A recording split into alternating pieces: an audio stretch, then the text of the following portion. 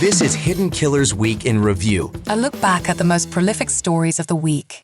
Welcome to the podcast. If you'd like to listen to an ad-free version of this episode and all of our episodes, then search True Crime Today Premium Plus on Apple Podcasts and press subscribe. That's our premium channel where all of our ad-free and advanced episodes live, all in one place. True Crime Today Premium Plus. Search it on Apple Podcasts and press subscribe. Even try it for 3 days free.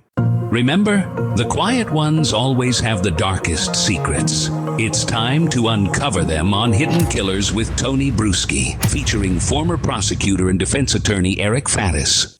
Well, you knew it wouldn't end smoothly, at least the ride up into the trial of Delphi accused Mr. Fuck, I can't, what the fuck's his name? It's Richard Allen. God, I gotta read this. I'm grasping for the name. I'm not seeing it on the screen and it's not coming to me. Let's try again.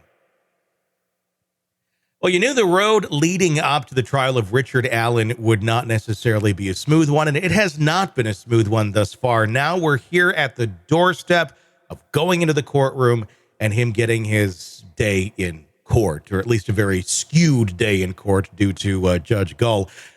And here's how it got skewed just a little bit more. Todd Click, the only officer that we know of in this whole case, who at the very beginning said, I think there's more to this, helped investigate the Odinism theory, was actually going to be one of the star witnesses for the defense, may still be, arrested just the other day and charged with falsifying information, forging documents, basically, in his role as a DCS family case manager. It has nothing to do with the case against Richard Allen. It's essentially some sort of a paperwork offense. But enough to put some maybe doubts in the credibility in the mind of the jury of this one person from the police force there who has some sympathy and thinks there may be something else going on here. Joining me to discuss, Eric Faddis, defense attorney, former prosecutor. What do you make of this with this arrest and the timing of this charge right before the trial is about to start? That's the thing, is the timing is striking, because what it tells me is under the law, usually you can impeach a witness based on alleged acts of dishonesty. So those include like fabricating documents, forgery, stuff like that. And that's exactly what they went after this defense witness for, right before the trial is about to begin.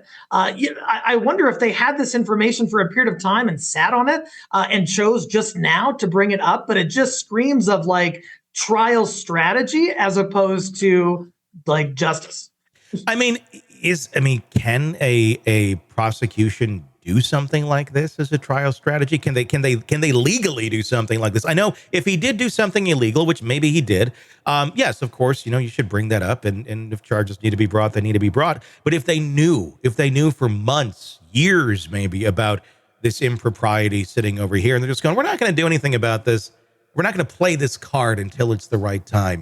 Is that something a prosecutor's office has the right to do when using it basically as a chip in a totally different case? Whether they have the right or not, it happens pretty often. What I would say is there is a doctrine called vindictive prosecution, which essentially says, hey, you're bringing a prosecution in bad faith. You're bringing it for the wrong reasons. You're not bringing it because, you're trying to go after a person who you think committed a crime, because if so, and if they had the information regarding that, months or years ago, they should have brought it then. The fact they're bringing it now at least gives an air of possible vindictive prosecution, but they get away with stuff like that all the time. What do you think the purpose is here? What's the end game on Todd Click? Because they can't really talk about Odinism in this trial.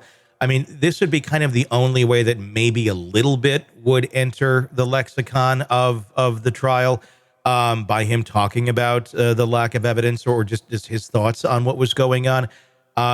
Is this just strictly to discredit? What's your thoughts? I think it's to discredit the defense, to kind of like, kick their legs out from under them right before the big battle. So I think they're just taking whatever additional measures they can to shore up this case that a lot of people are watching and a lot of people have asked questions about. There's one of two things happening here. Either they really have a case and Richard Allen is dead to rights, and they're going to present that in court, and the rest of us will magically see, oh, we've all been wrong all this time. They have this. He truly is the one who did it. Or they're going to have an extremely weak case, and there's not going to be a lot that any of this stands on. And it's going to look really bad because it's going to look like, oh, you have been trying to put your hand on the scale over here because you don't have very much. Typically, I would say, I mean, you're the attorney. If there is a very strong case, you probably don't need to do things like this. You probably don't need to be kicking out the legs of everything you possibly can and amending rules and saying you can't talk about this, you can't talk about that if you got the strong case. Is that accurate? That was my approach when I was a prosecutor. When I have the goods, man, I don't care what you do on the other side. Yeah. I know I'm in the right, and I know I have the substantiation to back it up. And so I'm not going to, take what some people might see as, petty shots against somebody else, especially when, like, the prosecutors, they're supposed to wear the white hats. They're supposed to be the upstanding folks here. And but in practice, that's just not always how it goes. Yeah, I mean, it's I know I use this a lot, but it's shocking. I mean, just the amount of things in this case that have gone really awry.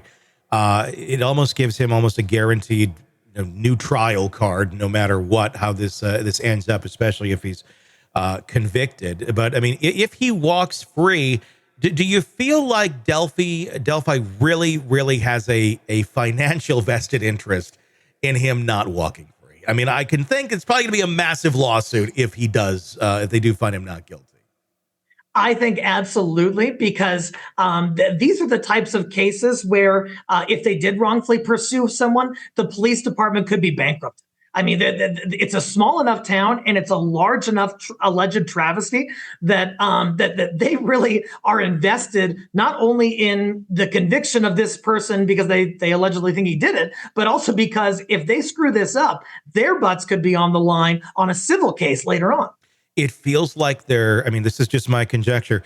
It feels like Delphi is bluffing in a really bad poker game, and they're just like really, really bluffing badly. Like, oh, I got nothing, guys. You can't talk about Odinism. I got nothing. We can't talk about anything that might relate to these other suspects. Let's get rid of this witness. I mean, that's just kind of how it feels. Yeah, I mean, it's like they're so pot committed at this point, they couldn't possibly shift. They couldn't possibly, they could, and perhaps, by some accounts they should, but they're not going to shift from their course of action now. They think they're at the finish line, and I think they're going to go full steam ahead to see what outcome they can secure. Yeah, it may be a full steam ahead right off a cliff, too. We'll have to find out. Welcome to the podcast. If you'd like to listen to an ad-free version of this episode and all of our episodes, then search True Crime Today Premium Plus on Apple Podcasts and press subscribe. That's our premium channel where all of our ad-free and advanced episodes live, all in one place. True Crime Today Premium Plus. Search it on Apple Podcasts and press subscribe. Even try it for 3 days free. You're in the thick of a true crime saga, every detail sinking in, and then, wham, a commercial about something you couldn't care less about. It's like being served a microwaved dinner at a 5-star restaurant. But it doesn't have to be this way.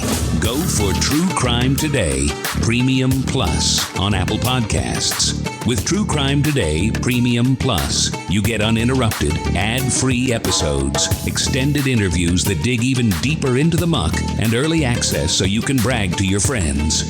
It's like ordering the secret menu at a crime buffet. So, search for True Crime Today Premium Plus on Apple Podcasts, subscribe, and savor every twisted detail without interruption.